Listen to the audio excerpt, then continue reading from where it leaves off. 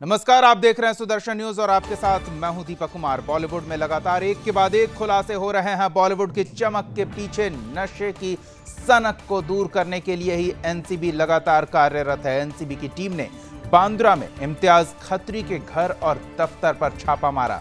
बता दें कि रेव पार्टी मामले में पकड़े गए अच्युत कुमार से हुई पूछताछ में इम्तियाज खत्री का नाम सामने आया। साथ ही बॉलीवुड एक्टर सुशांत सिंह राजपूत की मौत के मामले में भी एनसीबी के जांच में इम्तियाज खत्री का नाम आया था, लेकिन तब इम्तियाज खत्री पर कोई कार्रवाई नहीं हो सकी थी। आपको बता दें कि क्रूज में एनसीबी ने आर्यन खान को भी ड्रग लेने के मामले में पकड़ा है। शाहरुख खान के बेटे आर्यन खान को किला कोर्ट ने गुरुवार को मामले की सुनवाई के बाद 14 दिन की न्यायिक हिरासत में भेज दिया। साथ ही आरोपियों की लगाई गई जमानत अर्जी को भी कोर्ट ने खारिज कर दिया था। इसके बाद सभी आरोपियों को एनसीबी के दफ्तर से ले जाकर आर्थर रोड जेल और युवतियों को भायखला जेल में रखा गया है। जेल में रहने के दौरान आरोपियों को किसी भी तरह की सुविधा नहीं दी जाएगी। आर्यन खान को लेकर यह मामला काफी चर्चा में रहा है, लेकिन भले वो सुपरस्टार का बेटा हो, उसे किसी तरह की कोई स्पेशल ट्रीटमेंट नहीं दी जाएगी। कोर्ट के आदेशानुसार सभी आरोपियों को वही खाना खाना होगा जो बाकी कैदियों को मिलता है।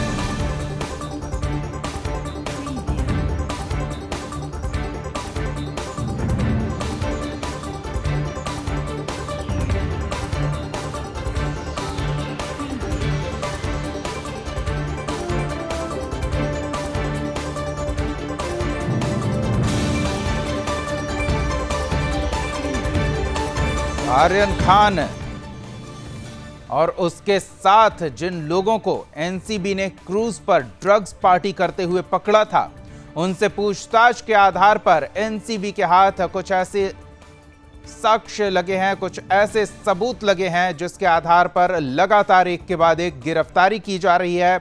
और कड़ियां जुड़ते जुड़ते अब सुशांत सिंह मौत से भी ये कड़ियां जुड़ती दिख रही है।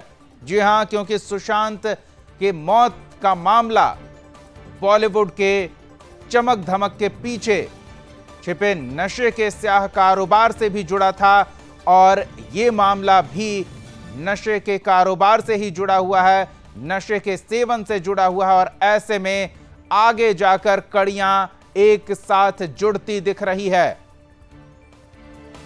अब ऐसा लग रहा है कि ये तार कहीं सुशांत सिंह हत्याकांड के जो लोग थे उनसे नहीं जुड़ेंगे।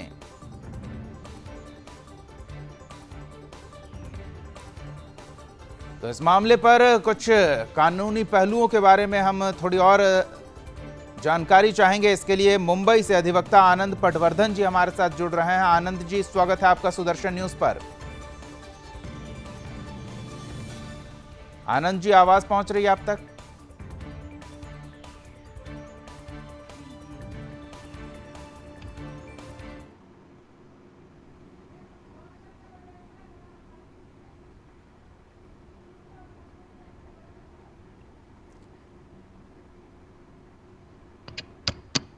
एनसीबी जो कार्रवाई कर रही है वो कार्रवाई काफी आगे बढ़ी है और आगे बढ़ते बढ़ते ये जो कड़ियां जुड़ते जुड़ते एनसीबी आगे बढ़ रही है।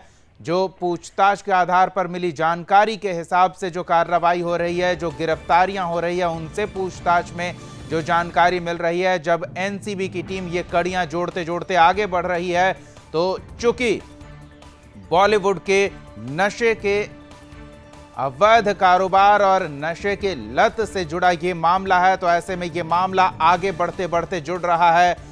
दूसरे छोर पर सुशांत सिंह मौत के मामले में जिन लोगों से पूछताछ की गई थी, क्योंकि वो मामला भी बॉलीवुड में मौजूद नशे के कारोबार से जुड़ा था और उस दिशा में भी जब एनसीबी ने जांच आगे बढ़ाई थी, तो वहां जांच पूरी होने से पहले ही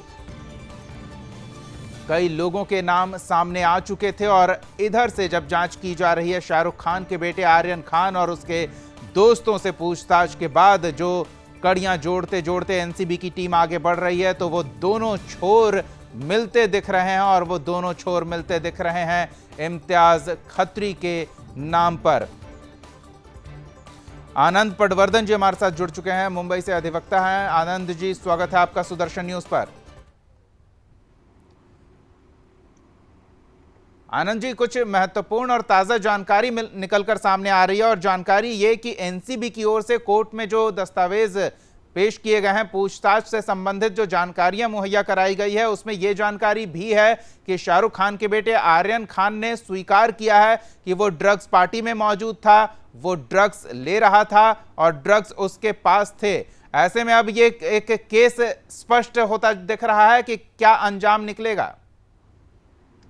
अगर ये सब बातें उन्होंने कही है जी, तो भी whatever statement that is made to investigating agency, उस एजेंसी को किए हुए जो भी स्टेटमेंट्स होंगे जी, वो कोर्ट पूरा एविडेंस करके मानती नहीं है। There is a procedure under section 164 जी, जो मैजिस्ट्रेट के सामने स्टेटमेंट्स रिकॉर्ड किए जाते हैं। इन्वेस्टिगेटिंग एजेंसी के सामने किए हुए जो भी स्टेटमेंट्स हैं जी, वो कोर्ट मानती नहीं है, उसे साबित करना पड़ता है। अभी बेल के लिए अगर ये सब बातें सामने आई है जी, तो उनकी कस्टडी की जरूरत है आगे के इन्वेस्टिगेशन के लिए, या फिर किसी भी प्रकार के एविडेंस या विटनेसेस को टैंपर होने से बचने के लिए। जी, क्या ये भी हो सकता है कि बड़ा माफिया इन्वॉल्व हो जो ये बच्चों को धमकाए, डराए ताकि वो आगे कुछ न बताए, तो इसलिए उनका प्रोटेक्शन के हिसाब से भी कस्टडी होना शायद कोर्ट जरूरी समझ सकती है। बिल्कुल, ये भी एक पहलू हो सकता है, क्योंकि माफिया तो चाहेंगे ही कि उन तक कानून का हाथ न पहुंचे, और ऐसे में वो सिर्फ डराने धमकाने नहीं, किसी को मौत की नींद सुलाने से भी परहेज नहीं करेंगे। हमने कई बॉलीवुड में इस तरह के हाई प्रोफाइल मर्डर केस भी पहले देख चुके हैं, जिसमें अंत उसका केस के सुलझने की संभावना खत्म हो जाती है, क्योंकि वो लिंक माफिया से जुड़ता है, वो लिंक डी गिरोह से जुड़ता है। और इस तरह की संभावना भी, आनंद जी, आप दूसरा पहलू जो सामने ला रहे हैं, ये भी बहुत ही वैलिड पॉइंट लग रहा है। लेकिन हम ये भी समझना चाहेंगे आनंद जी कि लगातार कार्रवाई हो रही है, नए नए लोगों के नाम सामने आ रहे हैं और नए नए लोगों की गिरफ्तारी हो रही है, कड़ियां जुड़ती जा रही है। इस पर हम कानूनी पहलू के बारे में आपसे थोड़ी जानकारी लेंगे, लेकिन फिलहाल वरिष्ठ पत्रकार मुंबई से हमारे साथ विक्रांत जोशी जी जुड़े हुए हैं। विक्रांत जी, आपका स्वागत है। विक्रांत जी, कई मंचों पर हमने बॉलीवुड के स्टार्स से यह सुना है कि बॉलीवुड एक परिवार है, और अब जब शाहरुख खान के बेटे आर्यन और उसके दोस्तों से पूछताछ के आधार पर कार्रवाई हो रही है, तो यह परिवार वाकई में एक परिवार के तरह नजर आ रहा है। क्योंकि दूसरे छोर पर सुशांत सिंह की मौत के मामले में जब जांच की जा रही थी, तो जो कुछ नाम सामने आए थे वो नाम, और इस तरफ शाहरुख के बेटे आर्यन से पूछताछ के आधार पर जो नाम सामने आए हैं वो नाम, दोनों कहीं सामने जाकर मिलते दिख रहे हैं। और ऐसा ही एक नाम है इम्तियाज खत्री का। तो ये वाकई में एक बॉलीवुड का नेक्सस जो है वो उभर कर सामने आ रहा है। इसमें और डिटेल्स जांच पड़ताल की जरूरत महसूस हो रही है। सिर्फ एनसीबी काफी है क्या ये पूरी जांच पड़ताल के लिए, क्या लगता है आपको? जी जरूर एनसीबी का आना उधर जरूरी था, क्योंकि जब पिछले साल सुशांत का भी जब मृत्यु हुआ था जी, तब सुशांत सिंह राजपूत के वक्त भी हमारे महाराष्ट्र के वरिष्ठ नेता नारायण राणे, उनके लड़के जो नितेश राणे हैं, उन्होंने इम्तियाज खत्री का नाम लिया था जी, कि उस वक्त उनके घर के नीचे शायद सुशांत के घर के पास डीनू मौर्य का बंगला है, और डीनू मौर्य के बंगले में आदित्य ठाकरे जो हमारे इधर के फिलहाल कैबिनेट मंत्री है, उनका जन्मदिन मनाया जा रहा था। और उस पार्टी में ये नितेश राणे जी का कहना है कि काफी बड़े बड़े लोग हाजिर थे, उसमें इम्तियाज खत्री था। तो ये सुशांत के मौत से काफी मतलब इट इज रिलेटेड काफी तरीके से इनके साथ। तो जी एनसीबी आनी चाहिए, एनसीबी के साथ सीबीआई ने भी इम्तियाज खत्री के ऊपर थोड़ा सा जांच पड़ताल, उनके उस पार्टी में कौन थे के लिए धागे काफी जुड़े हुए हैं। और अगर नोडल एजेंसीज और सेंट्रल एजेंसीज अगर आती है इधर, काफी कुछ बाहर निकलेगा, ये मेरा अंदाजा है। बिल्कुल विक्रांत जी, नशा एक ऐसा है वो जो सिर्फ बॉलीवुड को प्रभावी नहीं करता है, और बॉलीवुड से वो, जैसे बॉलीवुड पूरी दुनिया में फैलता है, पूरे देश में प्रभाव डालता है बॉलीवुड, तो ये नशे का कारोबार वहां से फल फूल कर पूरे देश को नुकसान पहुंचा रहा है। तो ऐसे में ये एक बड़ी कार्रवाई की जरूरत महसूस होती ही है। बिल्कुल, और क्यों नहीं करनी चाहिए। जस्ट बिकॉज वो शाहरुख खान का लड़का है, या अभी हालांकि एक 20 मिनट पहले नवाब मलिक जी ने एक प्रेस कॉन्फ्रेंस किया, उसमें उन्होंने बोला कि हमारे इधर महाराष्ट्र में बीजेपी नेता मोहित भारतीय के साधु साहब उसमें प्रेजेंट थे, और 2 जनों का नाम लिया गया है उसमें एनसीपी के द्वारा। ये सब मेरा एक ही कहना है कि लोग इनको एक आइडल मान के चलते हैं जी। आर्यन खान वो एक फॉलोअर्स है, आज शाहरुख खान के एक फॉलोअर्स है, शाहरुख खान का बेटा है, खुद अपने आप वो पहले से ही एक स्टार है। तो आप उनके इंस्टाग्राम पे देखिए या उनके ट्विटर हैंडल्स पे देखिए तो काफी फॉलोअर्स है, आज उनको दुनिया मानती है। और ये लोग ही जब गलत करते हैं तब इनका जो भी कार्य है वो बाहर आना चाहिए जी। क्योंकि और उनको आइडल, उनको जो मानने वाले एक समाज है, उनको जो मानने वाली पूरी दुनिया में, कैसा है हम बॉम्बे में, दिल्ली में या मेट्रो सिटीज में है, हमको थोड़ा इनका लाइफ मालूम होता है कि किधर ना किधर हम टकराते हैं। पर जो देहात में है, जो गांव खेड़े में लोग हैं, उनको तो ये बहुत, जैसे इनका चित्र प्रेजेंट किया जाता है स्क्रीन के ऊपर, वैसे ही माना जाता है उनको, तो जबकि ऐसा है नहीं। बिल्कुल, everything that shines is not gold, ये इंग्लिश में बहुत अच्छी कहावत है जी। और ये आर्यन खान केस में हमने अभी देखा, 23 साल का लड़का है और वो उसने एडमिट किया कि ये 4 साल से ड्रग्स कर रहा है। मतलब ये 19वें साल से लड़का अगर ड्रग्स में है, और माँ बाप उनके अगर टीवी पे आके बड़े, वो रॉन्डेवू विद सिमी गरेवाल जो शो था जी जी, उसमें बोलते कि मेरे बेटे ने ये 2 साल से करना चाहिए, 3 साल की उम्र से ये करना चाहिए। तो कहाँ की संस्कृति है? हमें कौन सा चित्र भारत को दिखाना चाहते हैं हम? मतलब ये कौन सा मॉडर्नाइजेशन है? हमें नहीं चाहिए ये। हमें हमारे बच्चों को इस मॉडर्नाइजेशन के बीच में बड़ा नहीं करना है। बिल्कुल, ऐसे लोग तो रोल मॉडल बिल्कुल नहीं हो सकते हैं जो खुद अपने परिवार की चिंता नहीं कर सकते हैं। बहरहाल इस पर हम आगे बातचीत करेंगे, लेकिन एक कानूनी पहलू, विक्रांत जी, आपने भी इस बात की संभावना जताई है कि जो छोटी दुनिया है बॉलीवुड की, वो काफी खिचपिच है और काफी तार इधर से उधर एक दूसरे से जुड़े हुए हैं, और ये तार जब जुड़े हुए हैं तो ये तार सिर्फ पॉजिटिव कनेक्शन नहीं बल्कि नेगेटिव कनेक्शन भी एक दूसरे तक पहुंचाते रहते हैं। ऐसे में आनंद जी, जब संभावना दिख रही है कि अब एक तरफ सुशांत सिंह के मौत मामले में जो लोग सामने आए थे, जो नाम सामने आए थे, दूसरी तरफ शाहरुख के बेटे आर्यन और उसके दोस्तों के पूछताछ के आधार पर जो नाम सामने आ रहा है, वो नाम कहीं ना कहीं कॉमन हो रहे हैं। तो सुशांत में जिस तरह से तमाम अलग अलग एजेंसियां जांच में जुटी हुई है, तो इस मामले में भी अब उन एजेंसियों को हस्तक्षेप करना चाहिए, क्योंकि जो आरोपी सामने आ रहे हैं, जो नाम संदिग्ध सामने आ रहे हैं, वो मिलते जुलते नजर आ रहे हैं। क्या ऐसा संभव है? बिल्कुल संभव है, क्योंकि अब तो ये इन्वेस्टिगेशन धीरे धीरे और गहराई में जाने लगी है जी। जैसे अलग अलग नाम आएंगे तो उनके साथ इंटरनेशनल डी कंपनी या इंटरनेशनल ये सब ड्रग लॉर्ड जो इन्वॉल्व है जी, तो उनको पैसा आना देना कैसे हो रहा है। तो यानी enforcement directorate should also come in the play, उनको भी जांच करने की जरूरत है।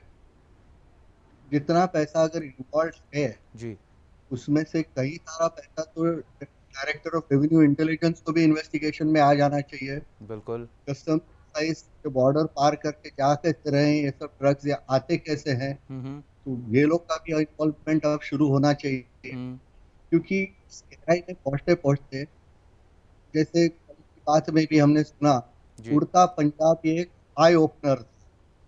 इस तरह से अगर अगले नस्लों को खत्म करने की साजिश अगर उसमें नजर आ रही है, और आज भारत पूरी दुनिया में एक सुपर पावर करके उभरता हुआ नजर आ रहा है, तो ये पूरे जनरेशन को अगर खत्म करते, ये अगर उसके पीछे की साजिश है, तो हमको बहुत सतर्क रहना चाहिए और इस तरह से इन्वेस्टिगेशन होना बहुत जरूरी हो गया जी। तो आनंद जी, एक चीज और है, जैसे कोर्ट खुद से संज्ञान लेता है, तो जैसे जैसे इस मामले में अलग अलग चीजें आती है, तो अलग अलग एजेंसियां खुद से जांच के लिए आ सकती है, या फिर एनसीबी को इसके लिए आगे बढ़कर अलग अलग एजेंसियों को आमंत्रित करना होगा कि नहीं, ये अब आपसे जुड़ रहा है मामला, ये विदेश से तार जुड़ रहा है, ये कस्टम से तार जुड़ रहा है, ये आर्थिक लेन देन से तार जुड़ रहा है, तो आप अलग अलग एजेंसियां आए और जांच करें? खैर, ये एजेंसियों के बीच एक कोऑर्डिनेशन होना जरूरी है। इस तरह से एक कोऑर्डिनेशन कमेटी भी है।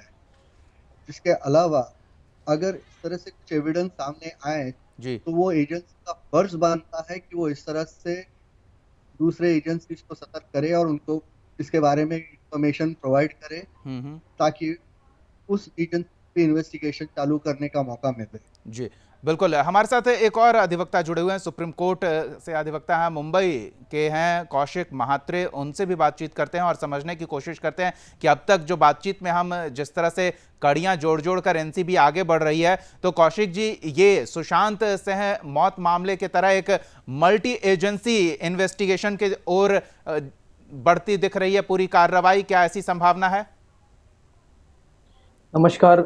पहले तो मैं आपका बहुत शुक्रगुजार हूँ मुझे आमंत्रित करने के लिए। जी।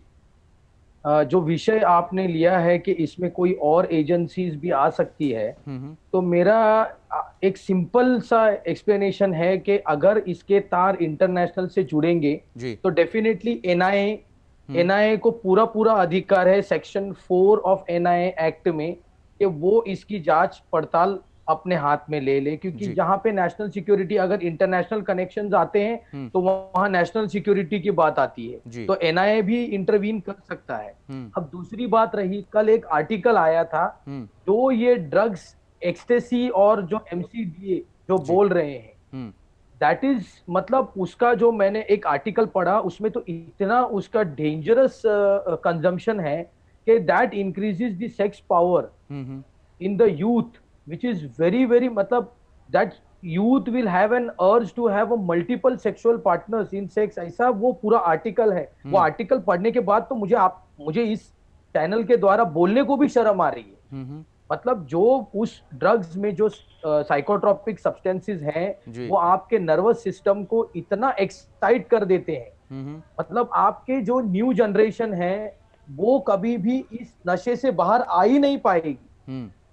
इस वजह से जो कार्रवाई की गई है वो बहुत प्रॉपर तरीके से की गई है, और कोई भी मजिस्ट्रेट जब तक आपके प्रोग्रेस ऑफ इन्वेस्टिगेशन नहीं होगा वो आपको पुलिस कस्टडी एक्सटेंड नहीं करेगा। कौशिक जी, एक और छोटी सी चीज जानना चाहेंगे, सुशांत की मौत के मामले में जो नाम सामने आए थे, इस मामले में भी शाहरुख के बेटे आर्यन और उसके दोस्तों के पूछताछ के आधार पर जो नाम सामने आए तो वो कॉमन हो रहा है, तो ये दोनों केस जुड़ सकता है एक साथ? क्योंकि अलग अलग अगर एजेंसियां आएंगी और नाम कॉमन आएंगे, संदिग्ध कॉमन होंगे, तो एजेंसियां दस्तावेज भी साझा करेगी तो और कॉमन केस बनाया जा सकता है। मैं आपको बताता हूं कैसे जी। क्योंकि सुशांत के केस में भी जो प्रोस्टिट्यूशन और ड्रग जी, ये दोनों का जो हनी ट्रैप और जो ड्रग्स का रैकेट है, ये दोनों का कनेक्शन सामने आया था। यहाँ पे भी वो जो महिला आरोपी इसमें जो अरेस्टेड है सतीजा जी, उसका जो कनेक्शन है आप इसमें देखेंगे तो वहां पे लड़कियां भी काफी तादाद में उस क्रूज पे थी।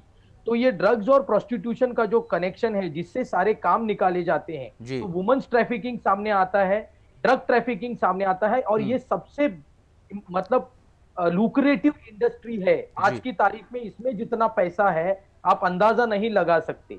बिल्कुल। तो ये कनेक्शन को जोड़ के, क्योंकि सुशांत सिंह को भी एक हनी ट्रैप में ही ट्रैप किया गया था जी। सुशांत सिंह का जो वो तो ये एक ज्वाइंट इन्वेस्टिगेशन के ओर आगे बढ़ता दिख रहा है जो अब तक कार्रवाई हुई है। लेकिन कौशिक जी, आप जो कह रहे हैं कितना पैसा है इसका अंदाजा नहीं लगाया जा सकता है, लेकिन हम कोशिश करेंगे कि विक्रांत जोशी जी से ये समझे कि बॉलीवुड में कितना पैसा है। विक्रांत जी, पत्रकारिता की नैतिकता अपनी जगह है, लेकिन समाज के प्रति भी एक पत्रकार का कुछ नैतिक कर्तव्य होता है, तो उस कर्तव्य के हिसाब से उसके बाद हम आपसे ये पूछना चाहते हैं कि जो पैसे की बात है, बॉलीवुड में अथाह पैसा है, कौशिक जी भी इसकी बात कह चुके हैं कि कितना पैसा है ये अंदाजा भी नहीं लगाया जा सकता है। तो पैसे का एक अपना नशा होता है, पैसा पास में हो तो पावर होता है। पॉलिटिक्स बॉलीवुड में काफी प्रभावी रहता है, काफी साठगांठ रहता है, तो ये सब एक नशे का कॉकटेल है। और जब पावर आता है तो पावर करप्ट फिल्मी डायलॉग ही है, और एब्सोल्यूट पावर करप्ट्स एब्सोल्यूटली। तो ये करप्शन जो है सिर्फ जो पॉलिटिकल करप्शन है वो नहीं, हर तरह का करप्शन, नैतिक करप्शन हो, आर्थिक करप्शन हो, सामाजिक करप्शन हो, सारे करप्शंस इस बॉलीवुड में मौजूद हैं। और चूंकि आप एक पत्रकार हैं, न सिर्फ गॉसिप्स आपके पास आते होंगे, आपके पास तथ्य भी सामने आते होंगे। तो हम चाहेंगे कि समाज के प्रति अपने दायित्वों का निर्वहन करते हुए आप कुछ उजागर करें, बॉलीवुड के इस चमक धमक के पीछे क्या है? इसके पीछे है एक बहुत ही भयानक सा चित्र जो हम अगर देखें, अभी मैं उनके एरिया में रहता हूँ, बहुत बार ऐसे हम अगर समझो रेस्टोरेंट्स में जाते हैं या नीचे टहलने चले जाते हैं तो वो दिखते हैं। आपको याद होगा जॉय मुखर्जी नाम के एक एक्टर हुआ करते थे जी, very famous, very big, and उस टाइम पे सुपरस्टार थे। उस टाइम पे एक ऐसा समय था कि जॉय मुखर्जी को लोग छूने के लिए भी, जैसे राजेश खन्ना के पहले जॉय मुखर्जी का क्रेज था उस टाइम पे। मतलब मैंने उनको गाड़ियों में देखा है, मतलब हमेशा फैंस के बीच में घिरे हुए देखा है। उनके पास बिल्कुल समय नहीं हुआ करता, बिल्कुल मेरे बगल में रहते थे। एक समय ऐसा आया, आदतें लग गई जी, नशे की आदतें लग गई, शराब की उनको बहुत आदत थी। और आज ऐसा हाल है था उनका, उनके निधन से पहले, कि वो किलोमीटर से किलोमीटर चलते थे और उनको एक जन भी मुड़ के उनकी तरफ देखता नहीं था, और उनके आंखों में खाली आंसू होते थे कि अरे ये मैंने क्या कर दिया। या हम राजेश खन्ना का एग्जाम्पल ले लेते, राजेश खन्ना के एंड डेज में क्या हो गया था, तो अक्षय कुमार था उनका जमाई, जो उन्होंने उनको उसके फाइनेंशियल मेस में से निकाला, हमें हम सबको पता है इधर। तो ये चमक धमक, इसके पीछे बहुत विदारक स्थिति है, इनके ऊपर ना जाए। और आज आप इंस्टाग्राम खोल दो, ट्विटर खोल दो, हमारे बंबई में जितने लोग आते हैं एक्टर बनने के लिए जी, वो क्या पैसे कहाँ से लाते हैं, क्या करते हैं, कैसा अपना जीवन गुजारते हैं। उनको वो महंगे जिम में जाना पड़ता है, वो ऑडिशन देने, उनको अच्छे कपड़े, मेकअप सब करना पड़ता है, कैसे अफोर्ड कर पाते हैं। और मुझे नहीं लगता उनके माँ बाप उनको इतने पैसे लेके भेजते। एक आधा कोई रणवीर सिंह होता है जिसके पिताजी उनके पीछे खड़े रहते कि बाबा मेरे पास अच्छा फाइनेंशियल कंडीशन है, मैं आपके पीछे खड़े रहता हूँ, आप स्ट्रगल करो, कुछ भी करो, मैं आपको अच्छा जिम में लगा दूंगा। बाकी आप बिल्कुल विक्रांत जी, आपकी बातें लिंक होती दिख रही है। सुशांत के मौत के बाद इस तरह की बातें सामने आई थी कि लोगों से देह व्यापार करवाया जाता है, उन्हें ड्रग्स के धंधे में ड्रग्स बेचने को मजबूर किया जाता है, इस तरह की चीजें सामने आई थी। तो आप उसी ओर इशारा कर रहे हैं विक्रांत जी? एक हमारा राम जिसके नाम में एक्टर है जी, आज वो, उसको मैंने पिछले 10 साल से एक भी पिक्चर में नहीं देखा, पर आज भी वो बांद्रा में सबसे आलीशान बिल्डिंग में, मतलब एक शाहरुख खान का घर हो गया, एक सलमान खान का घर हो गया, और एक ये एक्टर का घर है जी। आप उनके घर देखिए, इतने बड़े बड़े घर, रेंज रोवर गाड़ियां हैं, शान शौकत है सब। इनके इंस्टाग्राम में आप देखो तो ये छुट्टियों पे महंगी महंगी जगहों पे जाते, आता कहाँ से ये पैसा? बिल्कुल, मैंने उनको 10 सालों से एक भी पिक्चर में नहीं देखा। अब भी हाल में एक वेब सीरीज की थी, पर मेरे को लगता है कि उसको वेब सीरीज में इतने पैसे, और गाड़ियां, शान शौक, उनके कपड़े सब डिजाइनर कपड़े पहनते हैं, कहाँ से आता है? तो ये जरूर कोई उनका, ऐसा बोला जाता है कि ड्रग्स में उनका काफी, उनकी गर्लफ्रेंड के भाई को अभी हाल में नारकोटिक्स ब्यूरो ने पकड़ा है लोनावला से। बिल्कुल। और विक्रांत जी, कभी कभी तो ऐसा लगता है कि ये जो कलाकार हैं ये फॉरेन कोई ऑर्गेनाइजेशन के कार्यक्रम में नहीं जाते हैं, ये अपना कार्यक्रम करने किसी ऑर्गेनाइजेशन के दिखावे में जाते हैं, और वहां क्या करते हैं वो सबको पता है।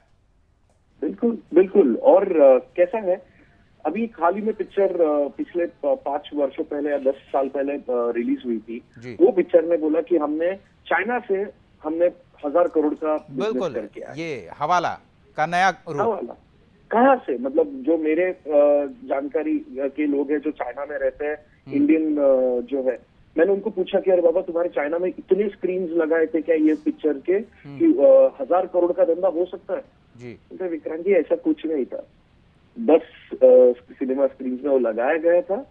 उधर से वो अगर 1000 करोड़ बोल रहे हैं कि चाइना में से हम 1000 करोड़ का पैसा लेके आए, जी। इट वाज ऑन हवाला मनी। चलिए, तो हम मल्टी एजेंसी इन्वेस्टिगेशन की बात कर रहे थे, थोड़ी और अंदर की बातें विक्रांत जी आपसे हम समझेंगे, लेकिन कौशिक जी के पास चलते हैं, थोड़ी कानूनी पहलू की जांच करते हैं। कौशिक जी, जो आप संभावनाएं बता रहे थे, ये विक्रांत जी के साथ हमारी बातचीत में वो सब आया है, देह व्यापार आया है, हवाला कारोबार आया है, पैसे का अवैध लेन देन आया है, विदेशों से साठगांठ आया है। तो ये हम साफ देख रहे हैं कि अगर एनसीबी जिस तत्परता से और जिस शिद्दत के साथ इस मामले की जांच में आगे बढ़ रही है, पूछताछ के आधार पर एक से एक कड़ियां जुड़ती जा रही है और उन लोगों को पकड़कर अंदर पहुंचाया जा रहा है, तो यह साफ तौर पर एक मल्टी एजेंसी इन्वेस्टिगेशन की ओर केस बढ़ता दिख रहा है।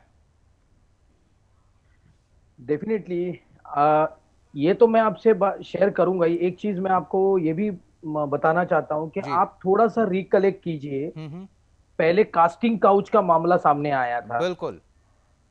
उसके बाद में ये जो हनी ट्रैप के मामले सामने आए, ये सुशांत सिंह की मौत जो थी ना जी, इसको एक पंडोरा बॉक्स कह सकते हैं। बिल्कुल। सुशांत सिंह के मौत के बाद में सारी कड़ियां ओपन होने लगी है। संकेत तो बहुत पहले ही मिलते थे जी, लेकिन तब उतने पुख्ता सबूत नहीं थे, लेकिन सुशांत सिंह के मौत के बाद ये सारी चीजें ओपन हो गई है। अब मैं आता हूं आपके मल्टी एजेंसी, इसमें जो आप मल्टी एजेंसी इन्वेस्टिगेशन की बात कर रहे हैं, उसमें आपको 3 चीजों को गौर करना पड़ेगा जी। सबसे पहली चीज तो यह है कि अगर इसका कनेक्शन फॉरेन कंट्रीज से है, फॉरेन कंट्रीज के तार अगर जुड़ेंगे तो डेफिनेटली नेशनल सिक्योरिटी का मामला सामने आता है, तो NIA will come directly into the picture, because NIA के पास डायरेक्ट अधिकार है नेशनल सिक्योरिटी के। बिल्कुल। दूसरी बात होती है पैसे की, जो ये इसके थ्रू हवाला भी होता है। अब आप हवाला भी हो तो हवाला के लिए नया कंसेप्ट आया है इकोनॉमिक टेररिज्म जी। इकोनॉमिक टेररिज्म की बात आती है तो डेफिनेटली केवल एनआईए को ही अधिकार है जी इसमें इंटरवीन करना। यह है सेकंड मुद्दा। और थर्ड मुद्दा जो है वो प्रोस्टिट्यूशन के रैकेट्स अगर इंटरनेशनल से लिंक्ड है, जैसे लड़कियों का देह व्यापार इंटरनेशनल से यहां से इंटरनेशनली उनको ट्रैफिक किया जा रहा है, तो भी मामला सीधे schedule offences of NIA, NIA का एक शेड्यूल ऑफेंस का इंडेक्स बना हुआ है, उसमें सीधे सीधे फिट हो जाएगा जी। और central government has suo moto powers under section 4 and 5 of NIA Act to transfer this investigation to NIA जी। और आप तो सिर्फ इकोनॉमिक टेररिज्म की बात कर रहे हैं, सुदर्शन न्यूज तो ऐसे पूरे ड्रग रैकेट में जो पैसा है, बॉलीवुड में जो पैसा है, वो सीधे सीधे टेररिस्ट फंडिंग के लिए इस्तेमाल होता है और ऐसे मामलों का खुलासा भी बॉलीवुड में हो चुका है। भले ही वो सत्ता के इस्तेमाल से, पावर के इस्तेमाल से, पैसे के इस्तेमाल से उस स्थिति में हम नहीं पहुंच पाए कि उतनी कड़ी कार्रवाई करें, लेकिन खुलासा तो हो ही चुका है। तो ये एक्टिव टेररिज्म भी है बॉलीवुड में। कौशिक जी, देखिए ये सारे पैसे जो है ना, आप इसका एक सिंपल सा लॉजिक, इसके पीछे कोई बड़ा लॉजिक नहीं है। ये ड्रग्स के सारे पैसे जो हैं, आज ये जो टेररिज्म के लिए, आप टेररिज्म को फंडिंग कहां से आती है जी? सीधे तरीके से तो आप पैसे दे नहीं सकते, यही सारी हवाला फंडिंग है। आज डीमोनेटाइजेशन के बाद जो गैस सिलेंडर में भर के जो पैसे पहुंचते थे जम्मू एंड कश्मीर में जी पथराव करने के लिए, वो पैसे अभी पहुंच ही नहीं पा रहे आफ्टर डीमोनेटाइजेशन और 370 हटाने के बाद से। तो ये तो साफ है कि ये सारे पैसे जो हैं ये एक टेररिस्ट एक्ट की फंडिंग के लिए हैं। और आप इस मामले में एक चीज और भी गौर कीजिए कि ये हमारी इकोनॉमी को बहुत बड़ा नुकसान है जी। आप इनके जो हवाला ट्रांजैक्शन जो है, ये एक पैरेलल इकोनॉमी के हिसाब से चलता है। एक इकोनॉमी जो हम चला रहे हैं, जो हम टैक्सेशन टैक्स भर के जो एक सर्वसामान्य आदमी चला, और एक पैरेलल इकोनॉमी है जहां पे पैसा पोर हो रहा है, ब्लैक मनी, जिसका कोई हिसाब नहीं है। तो आप एक बात समझिए कि अर्थव्यवस्था के लिए भी ये पैरेलल इकोनॉमी एक बहुत डैमेजिंग कंसेप्ट है। और नोटबंदी के प्रभाव से भी बॉलीवुड उभर चुका है, ये स्पष्ट है, क्योंकि भले ही फिल्में पूरे कोरोना काल में नहीं चली, लेकिन फिल्में बनी, ऑनलाइन प्लेटफॉर्म्स पर आई, तो एक्टर्स को पेमेंट किया गया और पूरे जो पेमेंट का फ्लो होता है वो हो रहा है। तो स्वाभाविक है कि नोटबंदी के प्रभाव से या फिर कोरोना संक्रमण काल के प्रभाव से बॉलीवुड अछूता रहा है। वहां जो पैसे का फ्लो चलता था वो चलता रहा है, मेंटेन रहा है। अब ये कैसे रहा है ये तो देख सकते हैं लोग, समझ सकते हैं लोग। कौशिक जी, देखिए दीपक जी, आप एक चीज और भी गौर कीजिए, जो एनसीबी के चीफ है समीर वानखेड़े जी, जी जब से उन्होंने ये कुर्सी संभाली है, एक आर्टिकल आया था, मुझे जोशी जी करेक्ट कर सकते हैं अगर मैं गलत हूं तो, उन्होंने कुछ 7,800 केजी का माल जब्त किया है जी जब से उन्होंने कुर्सी संभाली है। आप इसका अंदाजा लगाइए, इसकी वैल्यूएशन इंटरनेशनल मार्केट में जो अमाउंट हमने कभी सपने में भी नहीं सोचा होगा, उतने अमाउंट का ये माल है। बिल्कुल। और सारा कौशिक जी, आप संभावना तो यह भी बनती दिख रही है कि जो 3,000 किलो ड्रग्स पकड़ाया था टन वो पोर्ट पर, उससे भी जुड़ सकता है ये मामला। बिल्कुल बिल्कुल, आप देखिए ना, ये आर्यन विक्रांत के जी। मामले के जस्ट 10-15 दिन पहले जी अरमान कोहली का मामला सामने आया था। बिल्कुल। अरमान कोहली के कनेक्शंस भी ओवरसीज से जुड़े हुए हैं। चलिए, तो कुछ अंदर की बातें विक्रांत जी बताना चाह रहे हैं। विक्रांत जी।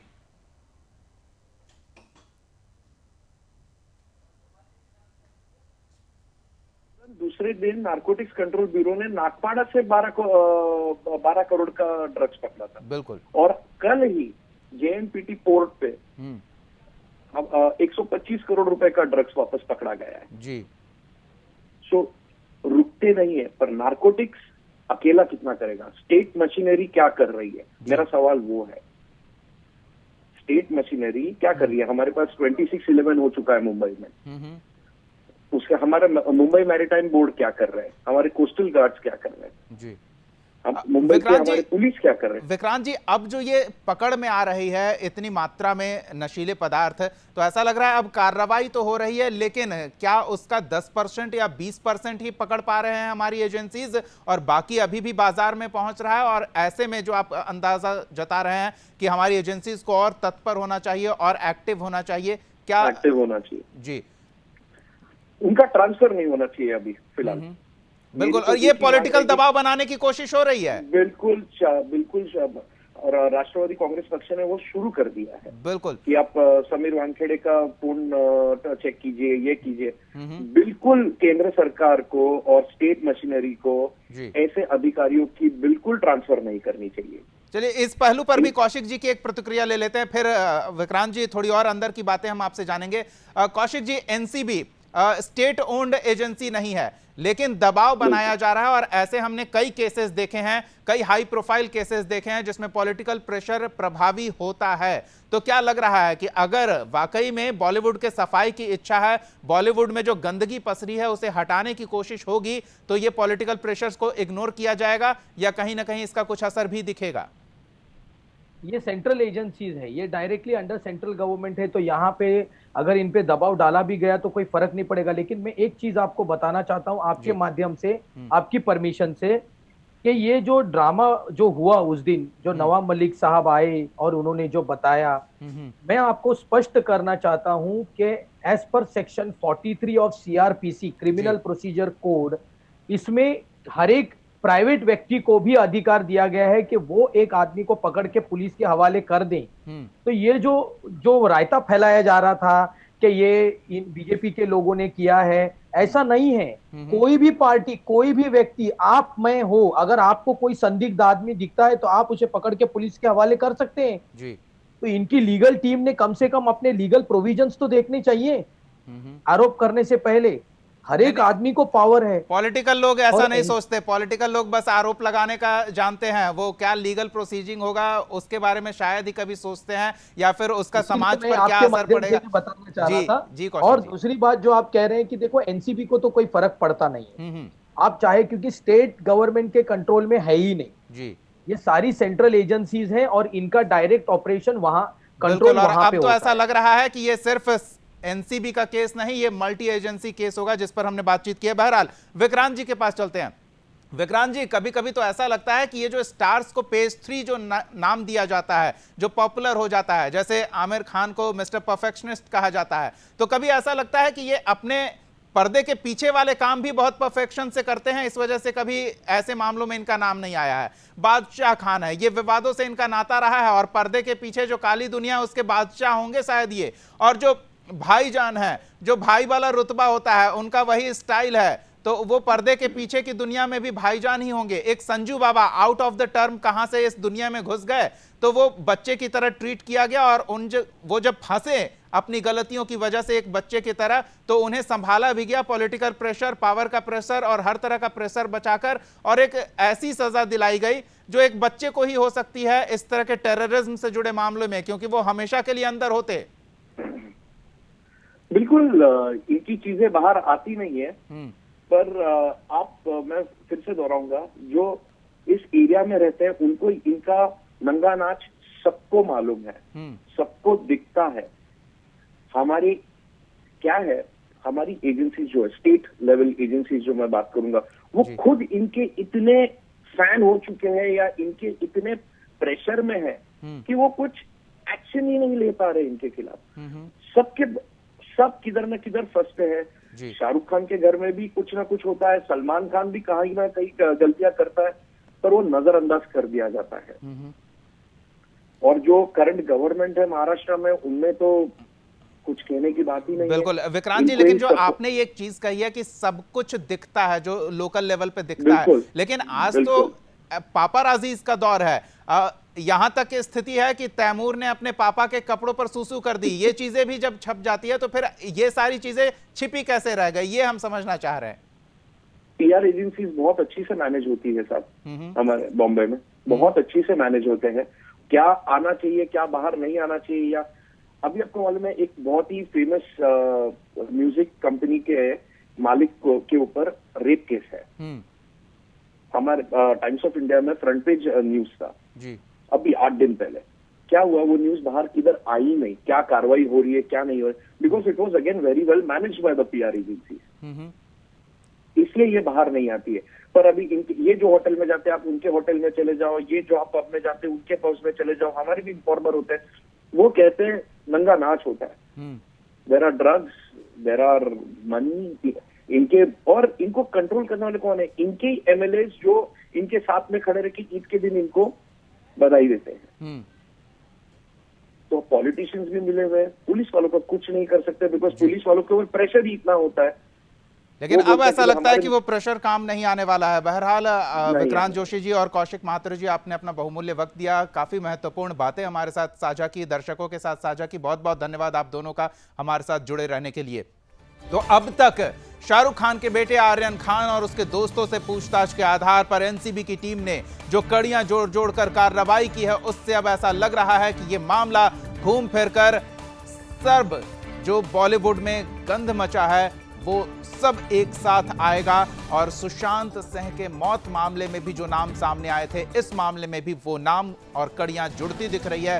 तो ऐसे में सुशांत के केस की तरह ये केस भी एक मल्टी एजेंसी इन्वेस्टिगेशन की ओर बढ़ती दिख रही है। हमारी नजर इस पर बनी रहेगी और बॉलीवुड का सफाया जरूर होगा। बॉलीवुड से ये जो गंदगी पसरी है, उस गंदगी को एनसीबी जरूर साफ करेगी। अन्य एजेंसियों की आवश्यकता हुई तो वो भी आएगी। इससे जुड़ी अपडेट्स आप तक पहुंचाते रहेंगे। फिलहाल बहुत बहुत धन्यवाद हमारे साथ जुड़े रहने के लिए। जय हिंद।